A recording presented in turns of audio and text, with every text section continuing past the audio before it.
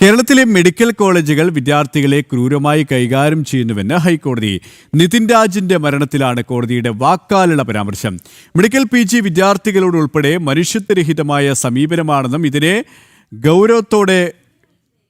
ഗൗരവതരമായ കാര്യമെന്നും ഹൈക്കോടതി. Doctor MK റാമിന്റെ മുൻകൂർ ജാമ്യാപേക്ഷയിലാണ് നിരീക്ഷണ വിവരങ്ങളുമായി രേഷ്മ ബാബു കൊച്ചിയിൽ നിന്നും ചേരുകയാണ്. രേഷ്മ, ഈ റാമിന്റെ മുൻകൂർ ജാമ്യാപേക്ഷയിലാണ് കേരളത്തിന്റെ നിലവിലെ സാഹചര്യത്തെ, വിദ്യാഭ്യാസ രംഗത്തെ ആ അപാകതകൾ ആ രീതിയിൽ തന്നെ വേണം നമുക്കിതിനെ മനസ്സിലാക്കാൻ. ഏത് രീതിയിലാണ് നമ്മുടെ കോളേജുകളുടെ അധ്യയനം നടക്കുന്നത്, അവിടുത്തെ അധ്യാപകരുടെയും ഇടപെടൽ, അവിടുത്തെ അന്തരീക്ഷം, അതിനെയാണ് ഹൈക്കോടതി വിമർശിച്ചിരിക്കുന്നത്. ഹൈക്കോടതി എന്തൊക്കെയാണ് വ്യക്തമാക്കി കഴിഞ്ഞത്?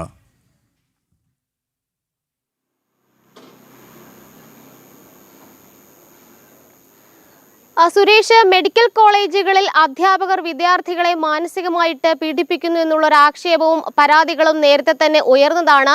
നിതിൻ രാജിന്റെ ആത്മഹത്യാ കേസുമായി ബന്ധപ്പെട്ട് ഡോക്ടർ MK റാമിന്റെ മുൻകൂർ ജാമ്യാപേക്ഷ ഹൈക്കോടതിയിൽ വന്നിരുന്നു. ഈ മുൻകൂർ ജാമ്യാപേക്ഷ പരിഗണിച്ച സമയത്താണ് ജസ്റ്റിസ് A ബദറുദ്ദീന്റെ ഭാഗത്തു നിന്നും ചില പരാമർശങ്ങൾ, വാക്കാലുള്ള വിമർശന രൂപേണയുള്ള പരാമർശങ്ങൾ ഉണ്ടായിട്ടുള്ളത്. കേരളത്തിലെ മെഡിക്കൽ കോളേജുകൾ അതിക്രൂരമായിട്ടാണ് വിദ്യാർത്ഥികളെ കൈകാര്യം ചെയ്യുന്നത്. മെഡിക്കൽ PG വിദ്യാർത്ഥികളെ പോലും അതിക്രൂരമായിട്ട് മാനസികമായിട്ട് പീഡിപ്പിക്കുന്നുണ്ട്, അവരെ ഇല്ലാതാക്കുന്നുണ്ട്. മെഡിക്കൽ കോളേജുകളിൽ വിദ്യാർത്ഥികളെ ഇല്ലാതാക്കുന്ന ഒരു സാഹചര്യമുണ്ട്. ഇത്തരത്തിൽ നിരവധി പരാതികൾ ലഭിച്ചിട്ടുണ്ട്. ഇത് ഗൗരവകരമായിട്ടുള്ള ഒരു വിഷയമാണ്. കമ്മീഷനെ നിയോഗിച്ച് ഇക്കാര്യത്തിൽ അന്വേഷണം വേണ്ടതുണ്ടെന്നും ഹൈക്കോടതി സിംഗിൾ ബെഞ്ച് എടുത്തു പറഞ്ഞിട്ടുണ്ട്. മറ്റൊരു പരാമർശമായിട്ട് സിംഗിൾ ബെഞ്ചിന്റെ ഭാഗത്തു നിന്ന് ഉണ്ടായിട്ടുള്ളത്, കേരളത്തിലെ മെഡിക്കൽ കോളേജുകളിൽ അമ്മായിയമ്മ സിൻഡ്രോമാണെന്നാണ് ഹൈക്കോടതി വാക്കാൽ പരാമർശം നടത്തിയിരിക്കുന്നത്. അതായത് വിദ്യാർത്ഥികളായിരുന്ന സമയത്ത് തങ്ങളുടെ അധ്യാപകർ പീഡിപ്പിച്ചിട്ടുണ്ട്, തങ്ങളെ അല്ലെങ്കിൽ മാനസികമായിട്ട് ക്രൂരകൃത്യങ്ങൾ തങ്ങളോട് ചെയ്തിട്ടുണ്ട്. അതുകൊണ്ട് തങ്ങൾ അധ്യാപകരാകുമ്പോൾ വിദ്യാർത്ഥികളോട് അത്തരത്തിൽ പെരുമാറണം എന്നുള്ളതാണ് മെഡിക്കൽ കോളേജുകളിലെ അധ്യാപകരുടെ മാനസിക അവസ്ഥയെന്നാണ് ഹൈക്കോടതി നിശ്ചിതമായിട്ടുള്ള ഭാഷയിൽ വിമർശിച്ചിട്ടുള്ളത്.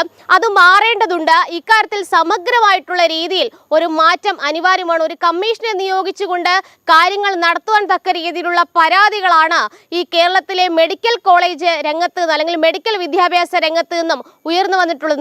നിതിൻ രാജിന്റെ കാര്യത്തിലാണെങ്കിലും അധ്യാപകരുടെ ഭാഗത്തു നിന്നും ക്രൂരമായിട്ടുള്ള മാനസിക പീഡനം ഈ കുട്ടി അനുഭവിച്ചിരുന്നു. അതിന്റെയൊക്കെ തന്നെ ഫലം എന്നുള്ള രീതിയിലാണ് നിതിൻ രാജ് ആത്മഹത്യ ചെയ്തതെന്നുള്ള ആരോപണവും ആക്ഷേപവും നിലനിൽക്കുന്നുണ്ടായിരുന്നു.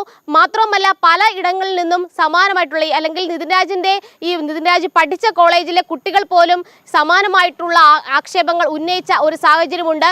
MK റാം പറയുന്നത് താൻ വലിയ രീതിയിൽ അല്ലെങ്കിൽ താൻ ഏതെങ്കിലും ഘട്ടത്തിൽ മാനസികമായിട്ട് ഈ കുട്ടിയെ പീഡിപ്പിച്ചില്ല, അല്ലെങ്കിൽ അത്തരത്തിലുള്ള മാനസികമായിട്ടുള്ള അവഹേളനങ്ങളൊന്നും നടത്തിയിട്ടില്ല. അതുകൊണ്ട് ഈ പട്ടികജാതി നിരോധന നിയമപ്രകാരമുള്ള വകുപ്പുകൾ ഒഴിവാക്കിക്കൊണ്ട് തനിക്ക് മുൻകൂർ ജാമ്യം നൽകണമെന്നുള്ളതായിരുന്നു MK റാമിന്റെ ആവശ്യം. പക്ഷേ ഈ ഹൈക്കോടതി വിശദമായിട്ട് വാദം കേട്ട സമയത്താണ് ഇത്തരത്തിലുള്ള ഒരു നിരീക്ഷണത്തിലേക്ക് കടന്നെത്തിയത്. അത് ഏറെ നിർണായകമായിട്ടുള്ള ഒരു നിരീക്ഷണമാണ്. പ്രത്യേകിച്ച് ഒരു കമ്മീഷൻ മെഡിക്കൽ വിദ്യാഭ്യാസ രംഗത്തെ ഈ ഒരു കാര്യത്തിൽ അല്ലെങ്കിൽ ഈ ഒരു മെഡിക്കൽ വിദ്യാർത്ഥികൾ നേരിടുന്ന ക്രൂരകൃത്യത്തിൽ അന്വേഷണത്തിന് വേണ്ടിയിട്ട് നിയോഗിക്കപ്പെടണമെന്നുള്ളതാണ് ഹൈക്കോടതി സ്വീകരിച്ചിട്ടുള്ള നിലപാട്.